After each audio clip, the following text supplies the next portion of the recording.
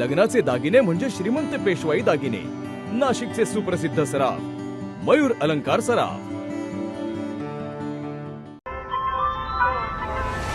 ताज्या बातम्यांसाठी नाशिक न्यूजच्या YouTube चॅनलला सबस्क्राईब करा आणि बेल आयकॉनला प्रेस करा.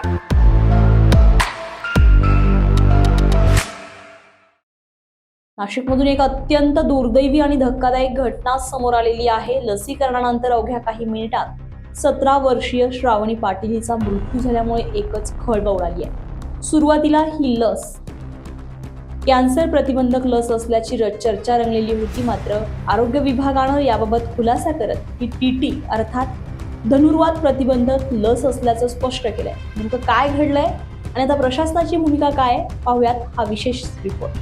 नाशिकच्या खुटवट नगर परिसरातील 17 वर्षीय श्रावणी पाटील हिचा लसीकरणानंतर झालेला मृत्यू सध्या संपूर्ण राज्यात चर्चेचा विषय ठरलाय. श्रावणी ही आपल्या वडिलांसोबत महानगरपालिकेच्या आरोग्य केंद्रात टीटीची लस घेण्यासाठी गेली होती. लसीकरणानंतर ती घरी परतत असताना अचानक चक्कर येऊन खाली कोसळली. श्रावणीच्या नाकातून रक्तस्राव होऊ लागला. तिची प्रकृती झपाट्यानं खालवत गेल्यानं तिला तातडीने रुग्णालयात दाखल करण्यात आलं. आता डॉक्टरांनी तपासणीनंतर तिला मृत घोषित केलं. या घटनेनंतर सुरुवातीला ही कॅन्सर प्रतिबंधक लस असल्याची चर्चा सोशल मीडियावर सुरू झाली होती. मात्र आरोग्य अधिकाऱ्यांनी याबाबत स्पष्टीकरण देत संबंधित लस ही टीटी अर्थात धनुर्वात आणि घटसर्प प्रतिबंधक लस असल्याचं सांगितलेलं आहे. काल दुपारी श्रावणी अनिल पाटील नावाची 17 वर्षाची युवती इंजेक्शन टीडी घेण्यासाठी एका आमच्या लसीकरण केंद्रावरती आली होती. इंजेक्शन टीडी हे 2 आजारापासून प्रतिबंध करतं, टिटॅनस आणि डिप्थेरिया म्हणजेच मराठीमध्ये धनुर्वात आणि घटसर्प. ही प्रतिबंधात्मक लस आहे. ही लस आम्ही 10 वर्षाच्या मुलामुलींना, 16 वर्षाच्या मुलामुलींना आणि गरोदर मातेला देत असतो.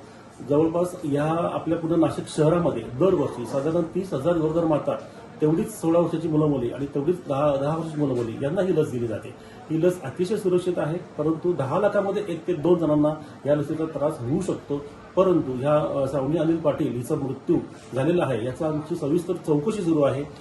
त्याच्यामध्ये पंचनामाचा पोलिसांचा अहवाल, त्याचप्रमाणे पोस्टमॉर्टमचा रिपोर्ट, ह्या सर्व लसीचे नमुने आणि ते विसराचे नमुने याचं जेव्हा अंतिम आमच्याकडे निष्कर्ष येतील त्यावेळेस आपल्याला ह्या अंतिम निष्कर्षापर्यंत पोहोचता येऊ शकेल. माझं या बाबतीत सर्व नागरिकांना सुद्धा आव्हान आहे की काही माध्यमातून आणि काही पेपरमधून काही चुकीच्या बातम्या पुढे येत आहेत की जसं की कॅन्सर प्रतिबंधक लस घेतली त्याच्यामुळे मृत्यू झाला, श्वानानंसची लस घेतली, सर्पदोषची लस घेतली, तर तसं काहीही नाही आहे. ही लस जी होती ती हे धनुर्वात आणि घटसर्प प्रतिबंधक लस होती. आपण जर बघितलं तर या संपूर्ण प्रकरणाची चौकशी करण्यासाठी काही समिती स्थापन करण्यात आली का आणि याचा अहवाल आल्यानंतर काही कारवाई संदर्भात आमची AEFI नावाची कमिटी असते. म्हणजे लसीकरणानंतर उद्भवणारे दुष्परिणाम जेव्हा होतात तेव्हा लगेच आमची उच्चस्तरीय कमिटी होते. त्याची मिटिंग आता 11 वाजता उपसंचालक कार्यालयामध्ये आहे. त्या मिटिंगचा अहवाल आम्ही लगेचच पुणे कार्यालयात पाठवत आहोत. आमचं जे मेन पुणे कार्यालय आहे म्हणजे महाराष्ट्र राज्याचं प्रमुख केंद्र, तिथले सुद्धा अधिकारी वर्ग आता नाशिकला येण्यासाठी निघत आहेत.